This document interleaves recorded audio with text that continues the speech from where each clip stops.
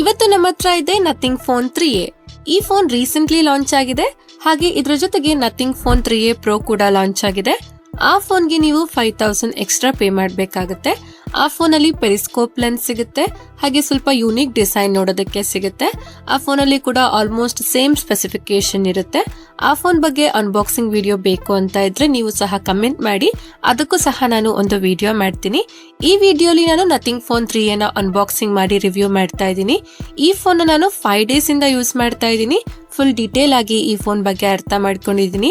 ಈ ಫೋನ್ ನನಗೆ ಸ್ವಲ್ಪ ಇಂಟ್ರೆಸ್ಟಿಂಗ್ ಅಂತ ಅನಿಸ್ತು, ಯಾಕಂದ್ರೆ ಈ ಪ್ರೈಸ್ ರೇಂಜ್ಗೆ ಬೇರೆ ಯಾವುದೇ ಫೋನ್ ಅಲ್ಲಿ ಟೆಲಿಫೋಟೋ ಲೆನ್ಸ್ ಸಿಗೋದಿಲ್ಲ, ಇದರಲ್ಲಿ ಸಿಗುತ್ತೆ. ಜೊತೆಗೆ ಇದರ ಡಿಸೈನ್ ಯುನೀಕ್ ಆಗಿದೆ, ಗ್ಲಿಪ್ ಲೈಟಿಂಗ್ ಸಿಗುತ್ತೆ, ಹಾಗೆ ಇದರಲ್ಲಿ ಒಂದು ಹೊಸ ಎಸೆನ್ಷಿಯಲ್ ಕೀ ಬಟನ್ ಇದೆ.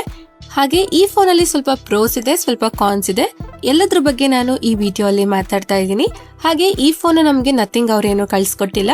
ಈ ಫೋನ್ ನಮ್ಗೆ ರವಿಕುಮಾರ್ ಎಂಟರ್ಪ್ರೈಸಸ್ ಅವರು ಕಳ್ಸಿಕೊಟ್ಟಿದ್ದಾರೆ. ಅವ್ರದ್ದು ಬಂದು 3 ಶಾಪ್ಸ್ ಇದಾವೆ. ನಿಮ್ಗೆ ಏನಾದ್ರೂ ಹೊಸ ಟಿವಿ, ಲ್ಯಾಪ್ಟಾಪ್, ಫೋನ್ ಬೇಕಾಗಿದ್ರೆ ನಿಮ್ಗೆ ಹತ್ರ ಇರೋ ಶಾಪ್ಗೆ ನೀವು ಭೇಟಿ ನೀಡಿ ನೀವು ಪರ್ಚೇಸ್ ಮಾಡಬಹುದು. ನಿಮ್ಗೆ ಎಲ್ಲ ರೀತಿಯ ಡಿಸ್ಕೌಂಟ್ಸ್ ಮತ್ತೆ ಬೇರೆ ಬೇರೆ ಆಫರ್ಸ್ ಗಳನ್ನ ಕೊಡ್ತಾರೆ. ಹಾಗೆ ನೀವೇನಾದ್ರೂ ಫಸ್ಟ್ ಟೈಮ್ ನಮ್ಮ ಚಾನಲ್ಗೆ ಬಂದಿದ್ರೆ ನಮ್ಮ ಚಾನಲ್ಗೆ ಸಬ್ಸ್ಕ್ರೈಬ್ ಆಗಿ ನನಗೆ ಸಪೋರ್ಟ್ ಮಾಡಿ. ನಾನು ಸಹ ಅನ್ಬಾಕ್ಸಿಂಗ್ ವಿಡಿಯೋಸ್ ಹಾಗೆ ಬೇರೆ ಬೇರೆ ಟೆಕ್ ವಿಡಿಯೋಸ್ ನ ಮಾಡ್ತೀನಿ. ಸಪೋರ್ಟ್ ಮಾಡ್ತೀರಾ ಅಲ್ವಾ? ಹಾಗಿದ್ರೆ ಇವತ್ತಿನ ವಿಡಿಯೋನ ಶುರು ಮಾಡೋಣ. ಹಾಯ್ ಗಾಯ್ಸ್, ನಾನು ನಿಮ್ಮ ಕನ್ನಡದ ಹುಡುಗಿ. ನಿಮ್ಮೆಲ್ಲರಿಗೂ ಟೆಕ್ ನ್ಯೂಸ್ ಪ್ರೋ ಕನ್ನಡ ಚಾನಲ್ಗೆ ಸ್ವಾಗತ. ಮೊದಲನೇದಾಗಿ ಈ ಫೋನ್ ನ ಬಾಕ್ಸ್ ಅಲ್ಲಿ ಏನೇನ್ ಸಿಗುತ್ತೆ ಅಂತ ನೋಡೋದಾದ್ರೆ, ಬಾಕ್ಸ್ ನೋಡಿ ಈ ತರ ಇರುತ್ತೆ. ಬ್ಲಾಕ್ ಕಲರ್ ಅಲ್ಲಿ ಇದೆ ನೋಡಿ. ಈ ಬಾಕ್ಸ್ ನ ಓಪನ್ ಮಾಡ್ತಾ ಇದ್ದಂಗೆ ನಮ್ಗೆ ಇನ್ನೊಂದು ಬಾಕ್ಸ್ ಸಿಗುತ್ತೆ.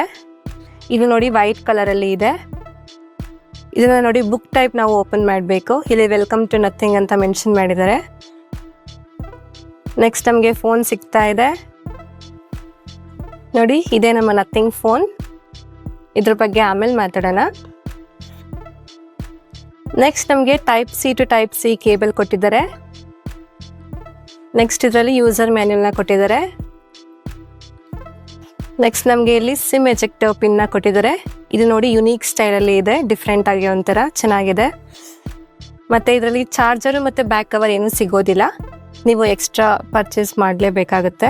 ನೆಕ್ಸ್ಟ್ ಇದರ ಡಿಸೈನ್ ಬಗ್ಗೆ ನಾವು ಮಾತಾಡೋದಾದ್ರೆ, ಇದರ ಡಿಸೈನ್ ಚೆನ್ನಾಗಿದೆ, ಟ್ರಾನ್ಸ್ಪರೆನ್ಸಿ ಡಿಸೈನ್ ಇದೆ. ಇದರ ಗ್ಲಿಪ್ ಲೈಟ್ ಯುನೀಕ್ ಆಗಿದೆ, ಆದ್ರೆ ಇದರ ಬ್ಯಾಕ್ ಅಲ್ಲಿ ಗ್ಲಾಸ್ ಸಿಗುತ್ತೆ. ಇದಕ್ಕೆ ಪಾಂಡಾ ಗ್ಲಾಸ್ ಪ್ರೊಟೆಕ್ಷನ್ ನ ಕೊಟ್ಟಿದ್ದಾರೆ. ಇದರ ಮೇಲೆ ಸ್ಕ್ರಾಚಸ್ ಏನು ಬೇಗ ಆಗೋದಿಲ್ಲ. ಬಿಲ್ಡ್ ಕ್ವಾಲಿಟಿ ತುಂಬಾ ಚೆನ್ನಾಗಿದೆ. ಇದರ ಡಿಸೈನ್ ಸ್ವಲ್ಪ ಜನಕ್ಕೆ ಇಷ್ಟ ಆಗ್ಬೋದು, ಸ್ವಲ್ಪ ಜನಕ್ಕೆ ಇಷ್ಟ ಆಗದೇನೂ ಇರ್ಬೋದು. ನನ್ಗಂತೂ ಇಷ್ಟ ಆಯ್ತು. ಆದ್ರೆ ಈ ಫೋನ್ ನ ಡೈಲಿ ನಾರ್ಮಲ್ ಫೋನ್ ತರ ಯೂಸ್ ಮಾಡಿದ್ರೆ ಇದರ ಡಿಸೈನ್ ನೀವು ಮರ್ತೋಗ್ಬಿಡ್ತೀರಾ, ಗ್ಲಿಪ್ ನ ನೆನಪೇ ಆಗೋದಿಲ್ಲ. ಹಾಗೆ ಈ ಫೋನ್ ಇನ್ ಹ್ಯಾಂಡ್ ಫೀಲ್ ತುಂಬಾ ಚೆನ್ನಾಗಿದೆ, ಪ್ರೀಮಿಯಂ ಫೀಲ್ ಸಿಗುತ್ತೆ. ಇದು ಬಾಕ್ಸಿ ಡಿಸೈನ್ ನ ಹೊಂದಿರೋದ್ರಿಂದ ಇದರ ಗ್ರಿಪ್ ತುಂಬಾ ಚೆನ್ನಾಗಿದೆ. ಈ ಫೋನ್ 3 ಕಲರ್ಸ್ ಅಲ್ಲಿ ನಿಮ್ಗೆ ಸಿಗುತ್ತೆ. ಈಗ ನಮ್ಮ ಹತ್ರ ಇರೋದು ಬ್ಲಾಕ್ ಕಲರ್, ಹಾಗೆ ಈ ಫೋನ್ ವೈಟ್ ಕಲರ್ ಹಾಗೆ ಬ್ಲೂ ಕಲರ್ ಅಲ್ಲಿನೂ ಸಿಗುತ್ತೆ. ಈ ಕಲರ್ಸ್ ಅಲ್ಲಿ ಬ್ಲಾಕ್ ಹಾಗೆ ಬ್ಲೂ ಕಲರ್ ತುಂಬಾ ಚೆನ್ನಾಗಿ ಕಾಣಿಸುತ್ತೆ. ಆ ವೈಟ್ ಕಲರ್ ಗ್ಲಿಪ್ ಲೈಟ್ ಬ್ಲಾಕ್ ಹಾಗೆ ಬ್ಲೂ ಅಲ್ಲಿ ಜಾಸ್ತಿ ವಿಸಿಬಲ್ ಆಗಿ ಕಾಣಿಸುತ್ತೆ. ನೀವೇನಾದ್ರೂ ಈ ಫೋನ್ ನ ತಗೊಂಡ್ರೆ ಬ್ಲಾಕ್ ಅಲ್ಲಿ ಅಥವಾ ಬ್ಲೂ ಅಲ್ಲಿ ತಗೊಳ್ಳಿ, ವೈಟ್ ಕಲರ್ ಬೇಡ. ಹಾಗೆ ನಿಮ್ಗೆ ಈ 3 ಕಲರ್ಸ್ ಅಲ್ಲಿ ನಿಮ್ಗೆ ಯಾವ ಕಲರ್ ಇಷ್ಟ ಆಯ್ತು ಅಂತ ನೀವು ಸಹ ಕಮೆಂಟ್ ಮಾಡಿ ಹೇಳಿ. ನೆಕ್ಸ್ಟ್ ಇದರ ವೆಯ್ಟ್ ಬಗ್ಗೆ ನಾವು ಮಾತಾಡೋದಾದ್ರೆ, ಈ ಫೋನ್ 203 ಗ್ರಾಮ್ ವೆಯ್ಟ್ ಇದೆ. 8.3 mm ಥಿಕ್ನೆಸ್ ನ ಹೊಂದಿದೆ. ಈ ಫೋನ್ ಸ್ವಲ್ಪ ಥಿಕ್ ಆಗಿದೆ, ಆದ್ರೆ ಇದರಲ್ಲಿ 5000 mAh ಬ್ಯಾಟ್ರಿ ಇದೆ ಅಷ್ಟೇ. ಆದ್ರೂ ಇದು ಸ್ವಲ್ಪ ದಪ್ಪ ಮತ್ತೆ ಭಾರ ಅನ್ನೋ ತರ ಫೀಲ್ ಆಗುತ್ತೆ, ಯಾಕಂದ್ರೆ ಇತ್ತೀಚೆಗೆ ಬರೋ ಫೋನ್ಸ್ ಗಳಲ್ಲಿ 6000 mAh ಬಿಗ್ ಬ್ಯಾಟ್ರಿ ಸಿಗುತ್ತೆ. ಆದ್ರೂ ಆ ಫೋನ್ಸ್ ಗಳು ಕಡಿಮೆ ದಪ್ಪ ಇರುತ್ತೆ, ಕಡಿಮೆ ತೂಕ ಇರುತ್ತೆ. ಇದರಿಂದ ಈ ಫೋನ್ ಸ್ವಲ್ಪ ಅನ್ಕಂಫರ್ಟಬಲ್ ಫೀಲ್ ಆಗ್ಬೋದು. ನೆಕ್ಸ್ಟ್ ಇದರ ಪೋರ್ಟ್ಸ್ ಹಾಗೂ ಬಟನ್ಸ್ ಬಗ್ಗೆ ಮಾತಾಡೋದಾದ್ರೆ, ಈ ಫೋನ್ ನ ಕೆಳಗಡೆ ಸ್ಪೀಕರ್ ಕೊಟ್ಟಿದ್ದಾರೆ, USB ಟೈಪ್ ಸಿ ಪೋರ್ಟ್ ಕೊಟ್ಟಿದ್ದಾರೆ, ಮೈಕ್ರೋಫೋನ್ ಇದೆ, ಇಲ್ಲಿ ಸಿಮ್ ಕಾರ್ಡ್ ಟ್ರೇ ಇದೆ. ಇದನ್ನ ನಾವು ಓಪನ್ ಮಾಡಿ ನೋಡೋದಾದ್ರೆ, ಇದು ನೋಡಿ ಡ್ಯುಯಲ್ ನ್ಯಾನೋ ಸಿಮ್ ಸ್ಲಾಟ್ ಆಗಿದೆ. 2 ಸಿಮ್ ನ ಹಾಕಿ ಯೂಸ್ ಮಾಡಬಹುದು, ಆದ್ರೆ ಮೆಮೊರಿ ಕಾರ್ಡ್ ನ ಹಾಕೋದಕ್ಕೆ ಆಗೋದಿಲ್ಲ. ಹಾಗೆ ಈ ಫೋನ್ ನ ರೈಟ್ ಹ್ಯಾಂಡ್ ಸೈಡ್ ಅಲ್ಲಿ ಇಲ್ಲಿ ಒಂದು ಎಸೆನ್ಷಿಯಲ್ ಬಟನ್ ಕೊಟ್ಟಿದ್ದಾರೆ. ಇದ್ರ ಬಗ್ಗೆ ನಾನು ಆಮೇಲೆ ಮಾತಾಡ್ತೀನಿ. ನೆಕ್ಸ್ಟ್ ಇಲ್ಲಿ power on and of button ಕೊಟ್ಟಿದ್ದಾರೆ. ಹಾಗೆ ಲೆಫ್ಟ್ ಹ್ಯಾಂಡ್ ಸೈಡ್ ಅಲ್ಲಿ ವಾಲ್ಯೂಮ್ ರಾಕರ್ಸ್ ಕೊಟ್ಟಿದ್ದಾರೆ. ಹಾಗೆ ಫೋನ್ ನ ಮೇಲೆ ಮೈಕ್ರೋಫೋನ್ ಕೊಟ್ಟಿದ್ದಾರೆ.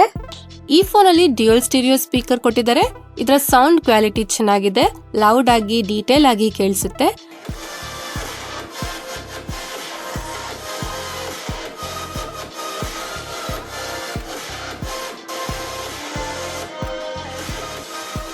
ಹಾಗೆ ಈ ಫೋನ್ಗೆ IP64 ನ ಸರ್ಟಿಫಿಕೇಶನ್ ಸಿಗುತ್ತೆ.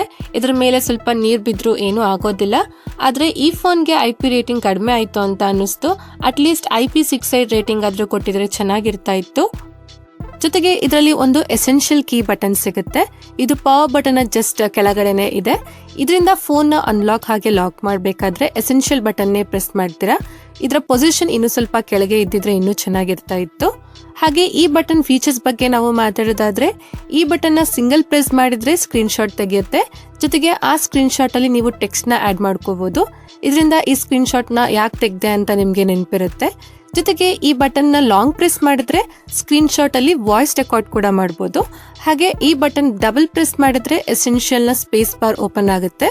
ನೀವು ತೆಗೆದ ಎಲ್ಲಾ ಸ್ಕ್ರೀನ್ ಶಾಟ್ ಇದರಲ್ಲಿ ಇರುತ್ತೆ. ಪರ್ಸನಲಿ ನನಗೆ ಈ ಬಟನ್ ಏನು ಅಷ್ಟೊಂದು ಯೂಸ್ಫುಲ್ ಇಲ್ಲ ಅಂತ ಅನ್ನಿಸ್ತು. ನಿಮ್ಗೆ ಈ ಬಟನ್ ಬಗ್ಗೆ ಏನ್ ಅನ್ಸುತ್ತೆ ಅಂತ ನೀವು ಸಹ ಕಮೆಂಟ್ ಮಾಡಿ ಹೇಳಿ. ನೆಕ್ಸ್ಟ್ ಇದರ ಡಿಸ್ಪ್ಲೇ ಬಗ್ಗೆ ನಾವು ಮಾತಾಡೋದಾದ್ರೆ, ಇದರಲ್ಲಿ 6.77 inches full HD plus flexible AMOLED display ಸಿಗುತ್ತೆ. 120 ಹರ್ಟ್ಸ್ ರಿಫ್ರೆಶ್ ರೇಟ್ ಇದೆ. ಡಿಸ್ಪ್ಲೇ ತುಂಬಾ ಸ್ಮೂತ್ ಆಗಿ ವರ್ಕ್ ಆಗುತ್ತೆ. ಹಾಗೆ ಇದರಲ್ಲಿ ಫ್ಲಾಟ್ ಡಿಸ್ಪ್ಲೇ ಇದೆ. ಜೊತೆಗೆ ಇದು 10 ಬಿಟ್ ಡಿಸ್ಪ್ಲೇ ಆಗಿದೆ. ಇದರ ವಿಡಿಯೋ ವಿವಿಂಗ್ ಎಕ್ಸ್ಪೀರಿಯನ್ಸ್ ಚೆನ್ನಾಗಿದೆ. ಇದರಲ್ಲಿ ನಾನು ಸ್ವಲ್ಪ ವಿಡಿಯೋಸ್ ಕಂಟೆಂಟ್ಸ್ ನ ಪ್ಲೇ ಮಾಡಿ ನೋಡಿದೆ. ಇದರ ಡಿಸ್ಪ್ಲೇ ಚೆನ್ನಾಗಿದೆ, ಕಲರ್ಸ್ ಚೆನ್ನಾಗಿದೆ, ಡೀಟೇಲ್ಸ್ ಚೆನ್ನಾಗಿದೆ. ಈ ಡಿಸ್ಪ್ಲೇ HDR10 ಗೆ ಸಪೋರ್ಟ್ ಮಾಡುತ್ತೆ. ಯೂಟ್ಯೂಬ್ ಅಲ್ಲಿ 4K HDR ವಿಡಿಯೋಸ್ ನ ನೋಡಬಹುದು. ಆದ್ರೆ ನೆಟ್ಫ್ಲಿಕ್ಸ್ ಅಲ್ಲಿ HDR ಸಪೋರ್ಟ್ ಇಲ್ಲ, ವೈಡ್ ವೈನ್ L1 ಸಪೋರ್ಟ್ ಇದೆ ಅಷ್ಟೇ. ಹಾಗೆ ಇದರಲ್ಲಿ 2160 ಹರ್ಟ್ಸ್ PWM ಡಿಮ್ಮಿಂಗ್ ಸಿಗುತ್ತೆ. ಇದರಿಂದ ಲೋ ಲೈಟ್ ಅಲ್ಲಿ ಫ್ಲಿಕರಿಂಗ್ ಇಶ್ಯೂ ಬರೋದಿಲ್ಲ. ಇದರಲ್ಲಿ 3000 ನೈಟ್ ಪೀಕ್ ಬ್ರೈಟ್ನೆಸ್ ಇದೆ. ಇದನ್ನ ಇಂಡೋರ್ ಹಾಗೆ ಔಟ್ಡೋರ್ ಅಲ್ಲಿ ಆರಾಮಾಗಿ ಯೂಸ್ ಮಾಡಬಹುದು. ಡಿಸ್ಪ್ಲೇ ಬ್ರೈಟ್ ಆಗಿದೆ, ಡೈರೆಕ್ಟ್ ಸನ್ಲೈಟ್ ಅಲ್ಲಿ ವಿಸಿಬಲ್ ಆಗಿದೆ. ಹಾಗೆ ಈ ಡಿಸ್ಪ್ಲೇಗೆ ಪಾಂಡಾ ಗ್ಲಾಸ್ ಪ್ರೊಟೆಕ್ಷನ್ ಸಿಗುತ್ತೆ. ಇದರಿಂದ ಇದರ ಡಿಸ್ಪ್ಲೇ ಈಸಿಯಾಗಿ ಡ್ಯಾಮೇಜ್ ಆಗೋದಿಲ್ಲ. ಹಾಗೆ ಇದರಲ್ಲಿ ಪಂಚೋಲ್ ಕ್ಯಾಮೆರಾ ಇದೆ. ಬೆಸಲ್ಸ್ ಹಾಗೆ ಚಿನ್ ಸ್ವಲ್ಪ ಜಾಸ್ತಿ ಇದೆ ಅಂತ ಅನ್ಸುತ್ತೆ. ಆದ್ರೆ ಇದು ಯೂನಿಫಾರ್ಮ್ ಬೆಸಲ್ಸ್ ಆಗಿದೆ. ಓವರ್ ಆಲ್ ಇದರ ಡಿಸ್ಪ್ಲೇ ತುಂಬಾ ಚೆನ್ನಾಗಿದೆ. ನೆಕ್ಸ್ಟ್ ಇದರ ಪರ್ಫಾರ್ಮೆನ್ಸ್ ಬಗ್ಗೆ ನಾವು ಮಾತಾಡೋದಾದ್ರೆ, ಇದರಲ್ಲಿ ಕ್ವಾಲ್ಕಾಮ್ ಕಡೆಯಿಂದ ಸ್ನ್ಯಾಪ್ಡ್ರ್ಯಾಗನ್ 7S Gen 3 ಪ್ರೊಸೆಸರ್ ನ ಕೊಟ್ಟಿದ್ದಾರೆ. ಇದು 4nm ಆರ್ಕಿಟೆಕ್ಚರ್ ಅಲ್ಲಿ ವರ್ಕ್ ಮಾಡುತ್ತೆ. ಇದರಲ್ಲಿ LPDDR4X RAM ಹಾಗೆ UFS 2.2 ನ ಸ್ಟೋರೇಜ್ ಸಿಗುತ್ತೆ. ಈ ಪ್ರೈಸ್ ರೇಂಜ್ ನಲ್ಲಿ ಈ ಸ್ಟೋರೇಜ್ ಟೈಪ್ ತುಂಬಾ ಕಡಿಮೆ ಆಯಿತು. UFS 3.1 ಸ್ಟೋರೇಜ್ ಆದ್ರೂ ಕೊಡಬೇಕಾಗಿತ್ತು. ಹಾಗೆ ಇದರಲ್ಲಿ 7,86,000 ಪ್ಲಸ್ AnTuTu ಸ್ಕೋರ್ ಇದೆ. ಮತ್ತೆ 90% CPU ಥ್ರಾಟಲ್ ಇದೆ. ಇದರಲ್ಲಿ ಥ್ರಾಟ್ಲಿಂಗ್ ಇಶ್ಯೂ ಏನೂ ಇಲ್ಲ. ಆದ್ರೆ ಇದರ ಬೆಂಚ್ ಮಾರ್ಕ್ ನ ಚೆಕ್ ಮಾಡುವಾಗ ಇದರ ಟೆಂಪರೇಚರ್ ವೇರಿಯೇಷನ್ ಹಾಗೆ ಬ್ಯಾಟರಿ ಡ್ರೈನ್ ಚೆಕ್ ಮಾಡಿದೆ. ಈ ಫೋನ್ 30 ಮಿನಿಟ್ಸ್ ಅಲ್ಲಿ 94% ಇಂದ 85% ಬ್ಯಾಟರಿ ಡ್ರೈನ್ ಆಯ್ತು. ಹಾಗೆ 35 ಡಿಗ್ರಿ ಸೆಲ್ಸಿಯಸ್ ಇಂದ 42 ಡಿಗ್ರಿ ಸೆಲ್ಸಿಯಸ್ ವರೆಗೂ ಹೀಟ್ ಆಯ್ತು. ಈ ಫೋನ್ ಸ್ವಲ್ಪ ಓವರ್ ಹೀಟ್ ಆಗ್ತಾ ಇದೆ. ಹಾಗೆ ಇದರ ಬ್ಯಾಟರಿ ಬ್ಯಾಕಪ್ ಕೂಡ ಅಷ್ಟೊಂದು ಚೆನ್ನಾಗಿಲ್ಲ ಅಂತ ಅನ್ನಿಸ್ತು ನನಗೆ. ಬೇಗ ಬ್ಯಾಟರಿ ಡ್ರೈನ್ ಆಗುತ್ತೆ. ಹಾಗೆ ಇದರಲ್ಲಿ ಗೇಮಿಂಗ್ ಟೆಸ್ಟ್ ಕೂಡ ಮಾಡಿದ್ವಿ. ಇದರಲ್ಲಿ 50 ಮಿನಿಟ್ಸ್ ಗೇಮ್ಸ್ ನ ಆಡಿದ್ವಿ. BGMI ಅಲ್ಲಿ ಸ್ಮೂತ್ ಆಪ್ಷನ್ ಅಲ್ಲಿ ಎಕ್ಸ್ಟ್ರೀಮ್ ಪ್ಲಸ್ ಗ್ರಾಫಿಕ್ಸ್ ಅಲ್ಲಿ ಆಡಬಹುದು. ಅಂದ್ರೆ ಇದರಲ್ಲಿ 90 FPS ಗೇಮಿಂಗ್ ಸಪೋರ್ಟ್ ಇದೆ. ಆದ್ರೆ ಇದರಲ್ಲಿ 90 FPS ಸ್ಟೇಬಲ್ ಆಗಿಲ್ಲ. FPS ಕಡಿಮೆ ಜಾಸ್ತಿ ಆಗ್ತಾ ಇರುತ್ತೆ. 70 FPS ಹತ್ತತ್ರವರೆಗೂ ಇದು ಅಪ್ ಅಂಡ್ ಡೌನ್ ಆಗ್ತಾ ಇರುತ್ತೆ. ಈ ಪ್ರೊಸೆಸರ್ 90 FPS ಗೇಮಿಂಗ್ ಗೋಸ್ಕರ ಅಷ್ಟೊಂದು ಚೆನ್ನಾಗಿಲ್ಲ. ಆದ್ರೆ ಇದರಲ್ಲಿ ಸ್ಮೂತ್ ಗೇಮಿಂಗ್ ಎಕ್ಸ್ಪೀರಿಯನ್ಸ್ ಸಿಗುತ್ತೆ. ಹೆವಿ ಗೇಮ್ಸ್ ಆಡುವಾಗ ಯಾವುದೇ ಫ್ರೇಮ್ ಡ್ರಾಪ್ ಆಗೋದಿಲ್ಲ, ಲ್ಯಾಗ್ ಫೀಲ್ ಆಗೋದಿಲ್ಲ. ಗೇಮಿಂಗ್ ಗೋಸ್ಕರ ಈ ಫೋನ್ ಪರವಾಗಿಲ್ಲ, ಚೆನ್ನಾಗಿದೆ. ಓವರ್ ಆಲ್ ಇದರ ಪರ್ಫಾರ್ಮೆನ್ಸ್ ಚೆನ್ನಾಗಿದೆ. ಆದ್ರೆ ಇದರ ರ್ಯಾಮ್ ಟೈಪ್ ಸ್ಟೋರೇಜ್ ಟೈಪ್ ತುಂಬಾ ಕಡಿಮೆ ಆಯ್ತು ಅನ್ಸ್ತು. ನೆಕ್ಸ್ಟ್ ಇದರ ಸಾಫ್ಟ್ವೇರ್ ಬಗ್ಗೆ ನಾವು ಮಾತಾಡೋದಾದ್ರೆ, ಈ ಫೋನ್ Android 15 ಅಲ್ಲಿ ಬರುತ್ತೆ. ನಥಿಂಗ್ OS 3.1 ಅಲ್ಲಿ ವರ್ಕ್ ಮಾಡುತ್ತೆ. ಈ ಫೋನ್ಗೆ 3 years ಮೇಜರ್ OS ಅಪ್ಡೇಟ್ ಹಾಗೆ 6 years ಸೆಕ್ಯೂರಿಟಿ ಪ್ಯಾಚ್ ಅಪ್ಡೇಟ್ ಸಿಗುತ್ತೆ. ಈ ಫೋನ್ ನ ಆರಾಮಾಗಿ 3 to 4 years ಯೂಸ್ ಮಾಡಬಹುದು. ಈ UI ತುಂಬಾ ಚೆನ್ನಾಗಿದೆ. ಕ್ಲೀನ್ UI ಎಕ್ಸ್ಪೀರಿಯನ್ಸ್ ಸಿಗುತ್ತೆ. ಯಾವುದೇ ಫ್ರೀ ಇನ್ಸ್ಟಾಲ್ ಆಪ್ ಗಳು ಬರೋದಿಲ್ಲ, ಯಾವುದೇ ಆಡ್ಸ್ ಗಳು ಬರೋದಿಲ್ಲ. ಸ್ಟಾರ್ಟಿಂಗ್ ಅಲ್ಲಿ ಫೋನ್ ನ ಓಪನ್ ಮಾಡಿದಾಗ ಫೋನ್ ಅಲ್ಲಿ ಜಾಸ್ತಿ ಆಪ್ಸ್ ಗಳು ಇರೋದಿಲ್ಲ, ತುಂಬಾ ಕಡಿಮೆ ಆಪ್ಸ್ ಗಳು ಇರುತ್ತೆ. ಅಷ್ಟು ಕ್ಲೀನ್ UI ಸಿಗುತ್ತೆ. ಈ ಫೋನ್ ನ ಅನ್ಲಾಕ್ ಮಾಡಿದ ತಕ್ಷಣ ಇದರ ಆನಿಮೇಷನ್ ಸ್ಟಾರ್ಟ್ ಆಗುತ್ತೆ. Apps closing and opening animation ಚೆನ್ನಾಗಿದೆ. ಈ UI ತುಂಬಾ ಸ್ಮೂತ್ ಆಗಿದೆ. ಹಾಗೆ ನಥಿಂಗ್ ಅವರು ಟೈಮ್ ಟು ಟೈಮ್ ಅಪ್ಡೇಟ್ ಕೊಡ್ತಾ ಇರ್ತಾರೆ. ಆಲ್ರೆಡಿ ಒಂದು ಅಪ್ಡೇಟ್ ಬಂದಿದೆ. ಪರ್ಸನಲಿ UI ನನಗೆ ತುಂಬಾ ಇಷ್ಟ ಆಯ್ತು. ನೆಕ್ಸ್ಟ್ ಇದರ ಕ್ಯಾಮೆರಾ ಕ್ವಾಲಿಟಿ ಬಗ್ಗೆ ಮಾತಾಡೋದಾದ್ರೆ, ಈ ಫೋನ್ ನ back side triple rear camera setup ಇದೆ. ಇದರ primary camera 50 mega pixel camera ಇದೆ. ಇದರಲ್ಲಿ OIS ನ ಸಪೋರ್ಟ್ ಇದೆ. ಎರಡನೇದು 8 mega pixel ultra wide camera ಇದೆ. ಮೂರನೇದು 50 ಮೆಗಾ ಪಿಕ್ಸೆಲ್ ಟೆಲಿಫೋಟೋ ಕ್ಯಾಮೆರಾ ಇದೆ. ಇದರಲ್ಲಿ 0.6x, 1x, 2x, 4x ಹಾಗೆ 30x ಝೂಮ್ ಮಾಡಬಹುದು. ಹಾಗೆ ಪೋರ್ಟ್ರೇಟ್ ಮೋಡ್ ಅಲ್ಲಿ 1x, 2x, 3x ಹಾಗೆ 4x ಝೂಮ್ ಮಾಡಬಹುದು. ಹಾಗೆ ವಿಡಿಯೋಸ್ ಅಲ್ಲಿ 1x, 2x ಹಾಗೆ 8x ಝೂಮ್ ಮಾಡಬಹುದು. ಹಾಗೆ ಇದರಲ್ಲಿ ಬೇರೆ ಬೇರೆ ಕ್ಯಾಮ್ರಾ ಮೋಡ್ಸ್ಗಳು ಸಿಗುತ್ತೆ. ಫೋಟೋಸ್ ಕ್ವಾಲಿಟಿ ಬಗ್ಗೆ ನಾವು ಮಾತಾಡೋದಾದ್ರೆ ಫೋಟೋಸ್ ಅಲ್ಲಿ ಡೀಟೇಲ್ಸ್ ಚೆನ್ನಾಗಿದೆ, ಡೈನಾಮಿಕ್ ರೇಂಜ್ ಚೆನ್ನಾಗಿದೆ. ಫೋಟೋಸ್ ತೆಗೆದ್ಮೇಲೆ ಪ್ರೊಸೆಸಿಂಗ್ ಸ್ವಲ್ಪ ಟೈಮ್ ತಗೊಳುತ್ತೆ, ಆದ್ರೆ ಪ್ರೊಸೆಸಿಂಗ್ ನ ಚೆನ್ನಾಗಿ ಮಾಡುತ್ತೆ. ಸ್ಕಿನ್ ಟೋನ್ ಚೆನ್ನಾಗಿದೆ, ಕಲರ್ಸ್ ಚೆನ್ನಾಗಿದೆ, ನ್ಯಾಚುರಲ್ ಕಲರ್ಸ್ ಬರುತ್ತೆ, ಜಾಸ್ತಿ ವಿವಿಡ್ ಆಗಿಲ್ಲ, ಚೆನ್ನಾಗಿ ಬರುತ್ತೆ. ಇದರಲ್ಲಿ ಮ್ಯಾಕ್ಸಿಮಮ್ 30x ಝೂಮ್ ಮಾಡಬಹುದು. ಝೂಮ್ ಫೋಟೋಸ್ ಪರವಾಗಿಲ್ಲ, ಚೆನ್ನಾಗಿದೆ. ದೂರದಲ್ಲಿ ಇರೋ ಟೆಕ್ಸ್ಟ್ ನ ರೀಡ್ ಮಾಡಬಹುದು. ಹಾಗೆ ಪೋರ್ಟ್ರೇಟ್ ಫೋಟೋಸ್ ಕೂಡ ಚೆನ್ನಾಗಿದೆ, ಡೀಟೇಲ್ಸ್ ಚೆನ್ನಾಗಿದೆ, ಎಡ್ಜ್ ಡಿಟೆಕ್ಷನ್ ಚೆನ್ನಾಗಿದೆ, skin tone, colours, light control ಕೂಡ ಚೆನ್ನಾಗಿದೆ. ಜೊತೆಗೆ ಇದರಲ್ಲಿ ಬ್ಯಾಕ್ ಗ್ರೌಂಡ್ ಬ್ಲರ್ ನ ಚೇಂಜ್ ಮಾಡಬಹುದು. ವೆಲ್ವೆಟ್, ಟ್ವಿಸ್ಟ್, ಪೆಂಟಕಲ್, ಸ್ನೋ ಫ್ಲಾಗ್ ಅಂತಹ 4 ಆಪ್ಷನ್ಗಳು ಸಿಗುತ್ತೆ. ಹಾಗೆ ಲೋ ಲೈಟ್ ಅಲ್ಲಿ ಕೂಡ ಫೋಟೋಸ್ ಚೆನ್ನಾಗಿದೆ, ಡೀಟೇಲ್ಸ್ ಚೆನ್ನಾಗಿದೆ, ಬ್ರೈಟ್ ಇಮೇಜಸ್ ಬರುತ್ತೆ.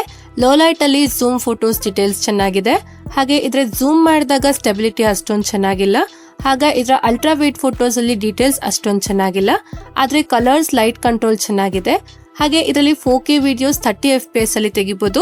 ವಿಡಿಯೋಸ್ ಅಲ್ಲಿ ಡೀಟೇಲ್ಸ್ ಚೆನ್ನಾಗಿದೆ, ಸ್ಟೇಬಲ್ ವಿಡಿಯೋಸ್ ಬರುತ್ತೆ, ಆದ್ರೆ ವಿಡಿಯೋಸ್ ಕ್ವಾಲಿಟಿ ಇನ್ನೂ ಸ್ವಲ್ಪ ಬೆಟರ್ ಇರಬೇಕಾಗಿತ್ತು.